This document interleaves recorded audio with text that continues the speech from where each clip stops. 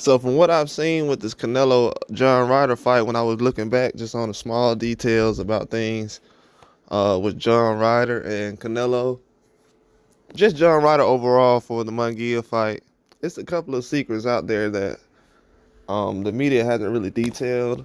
So I will be breaking that down as far as factors that will work in favor of Munguia and John Ryder.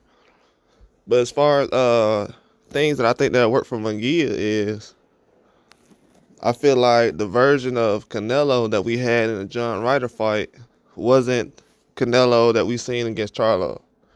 Um, a lot of people don't give Canelo doesn't give many excuses, so I feel like he was coming off an injury because I feel like he had a lot of fights back to back.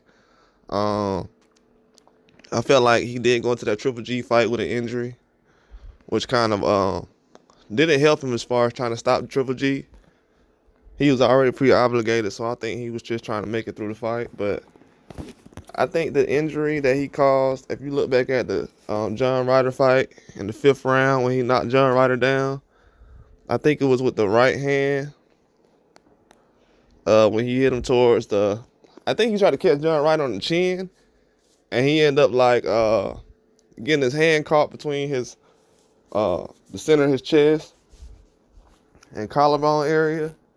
And he kind of twisted it the wrong way as far as his wrist. His wrist didn't land flush with the punch, and that kind of hurt Canelo. If you go back and look at that knockdown in the 5th round, people don't like to bring that up, but when he knocked John Ryder down, you can see him kind of shake his wrist.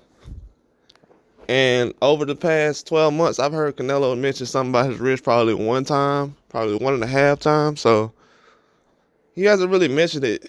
I know he felt 100% better after that injury pertaining to the performances he had. He felt like, I guess, going to the Triple G fight, he didn't feel like the same guy. And it's basically the same injury that Tank Davis had during the Eastside Cruz fight. So if you look at Tank Davis and Canelo, those two fighters going into the Eastside Cruz fight and the John Ryder fight, according to them, that would probably be the same level of competition. And those fights kind of are around the same style, and it had the same outcome. And both of them had injuries to their wrists. So after a certain point in time, Eastside Cruz and John Ryder could come on in later rounds, and that's what happened. So I think that factors into the fight a lot, especially with Munguia. If that didn't have a factor into it, I probably would go with John Ryder.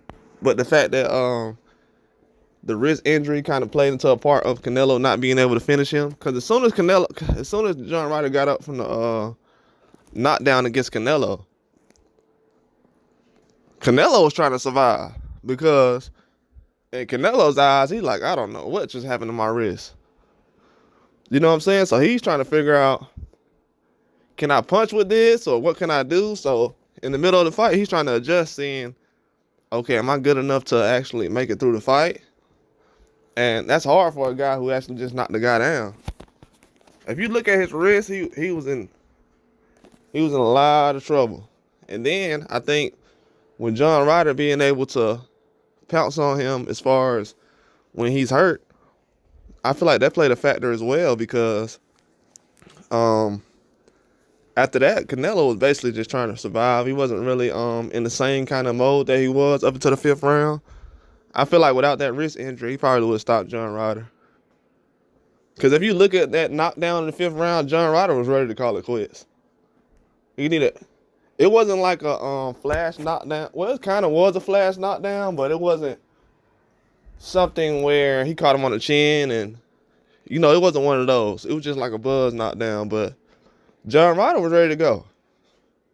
I feel like if Munguia could put some pressure on him, get against the ropes, he could do the same thing, but he has to be prepared to come for battle, because John Ryder, he's not going to go out as easy as he would have in other fights. Trust me. I feel like a lot of times he has gotten caught. And then this is what people got to realize. The version of Danny Jacobs that he fought is not the same that Canelo fought Danny Jacobs. That Danny Jacobs that John Ryder fought, he had some trouble against Gabe Rosado. But I feel like that played a huge factor into John Ryder actually going to the fight and pulling the victory off, because if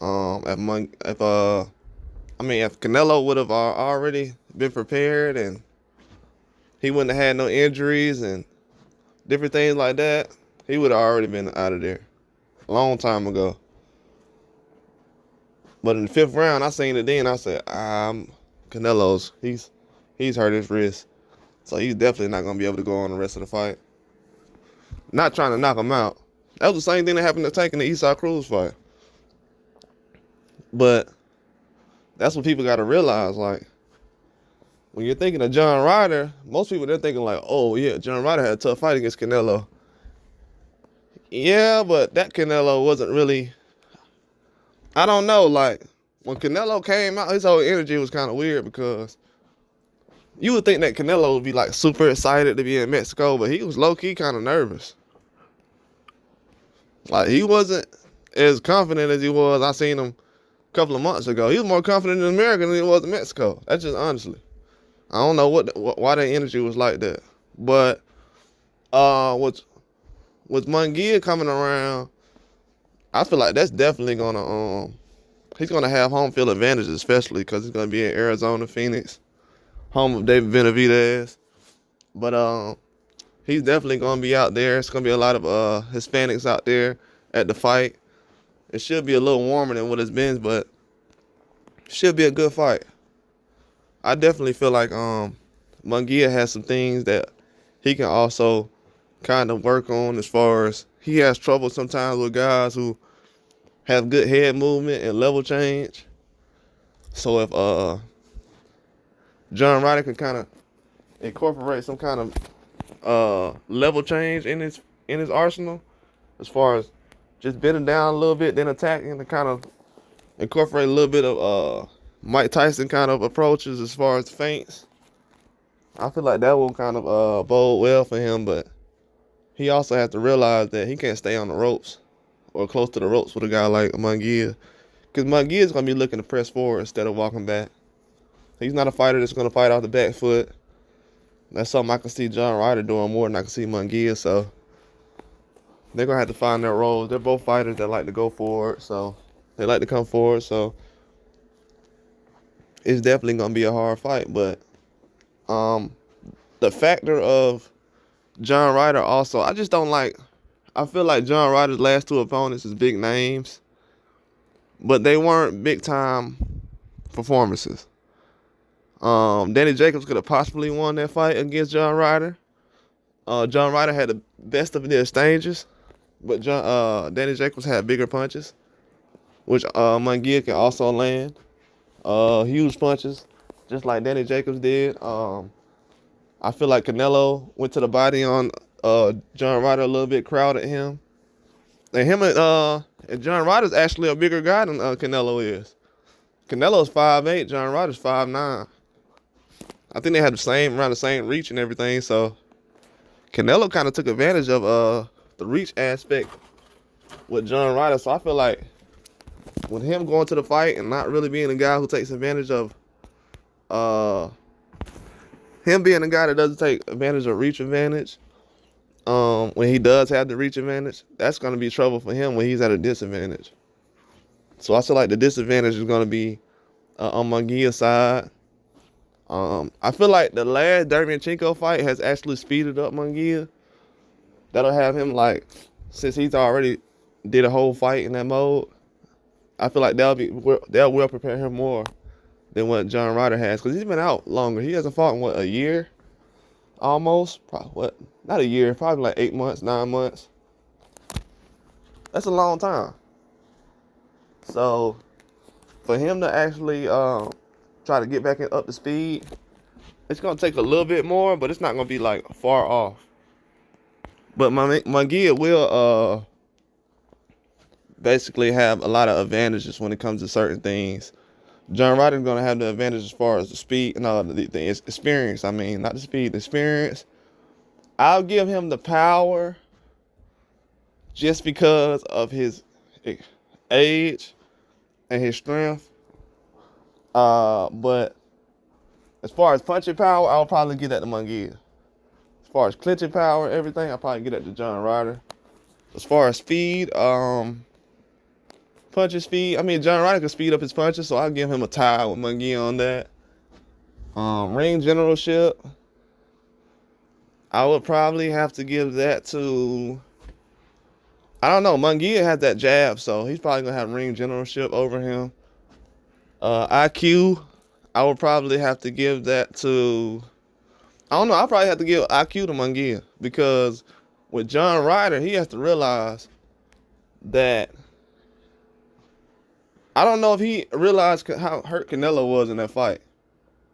Another guy would have already known, like, okay, he's not throwing that right no more, so let me try to, or he's not throwing that left anymore, so let me try to attack from this side. So I give IQ to Munguia, but those factors right there, people have to realize. Danny Jacobs wasn't the same guy in that fight. You go watch Danny Jacobs against Gabe Rosado. That was one of the most, I don't know, that was one of the worst fights I've ever seen, personally. I didn't like that fight. And then if you see that same Danny Jacobs go up against John Ryder, even though he had long layoffs and that played a factor in inactivity, it still didn't look the same. You know what I'm saying? It wasn't. I just, as much as I want to put John Ryder on that level as far as guys who actually have advantages, I don't feel like he has as much advantages that everybody trying to bring to the table as far as because of the Canelo and Danny Jacobs thing. Kind of go back. You got to realize that he's went against that competition, but he hasn't dominated that competition. You know what I'm saying? He was dominating Zach Parker before that fight got stopped, but at the same time, it's kind of like you just don't know.